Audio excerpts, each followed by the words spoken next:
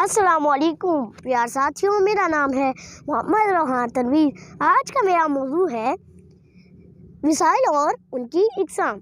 हमारे इर्द गिर्द बहुत सी ऐसी अशिया पाई जाती हैं जिनसे हम अपनी ज़रूरियात को पूरा कर सकते हैं। इन अशिया को वसाइल कहते हैं।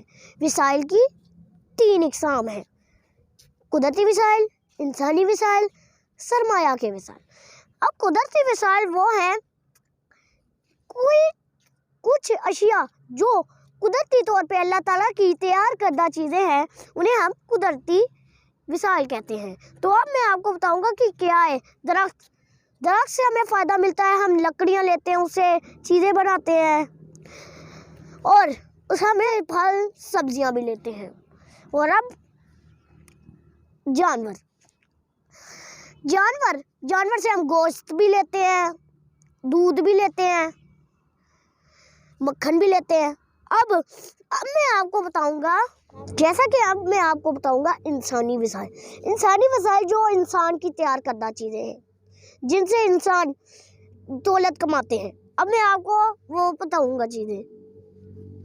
नंबर 1, चेयर, घर, टेबल और वगैरह वगैरह। अब मैं आपको बताऊंगा सरमाया की वसाइल। सरमाया की वसाइल वो है जो हम प्रिंट करके निकालते हैं और अपनी दीवार पे लगाते हैं, तो इससे भी इंसान दौलत कमाते हैं। ये 2 काम, इंसानी वसाइल और सरमाया के वसाइल, दौलत कमाते हैं। कुदरती वसाइल बस अल्लाह ताला की तैयार करता है, हम उसे बेच नहीं सकते। अब मैं आपको बताऊंगा अशिया की किल्लत। अशिया की किल्लत वो होती है कि हमारे पास कोई चीज़ ख़त्म हो जाए और उसे हम किल्लत कहते हैं। किल्लत वो होती है कि हमारे पास कोई चीज़ ना हो, हमारे पास पैसे ना हो तो हम ले ना सके, तो किल्लत। आपको अब मैं मसलन बताऊंगा। आटे की कमी यानी आटे की किल्लत, चीनी की किल्लत, आटे के बगैर आप कोई और चीज़ भी खा सकते हैं, मैदे से बनी हुई। और चीनी ना हो तो मीठा ही करना है ना चीज़ को, तो गुड़ ले लें। मैं आपको बताऊंगा कि जो चीज़ लेता है और जो बेचता है उन्हें क्या कहते हैं।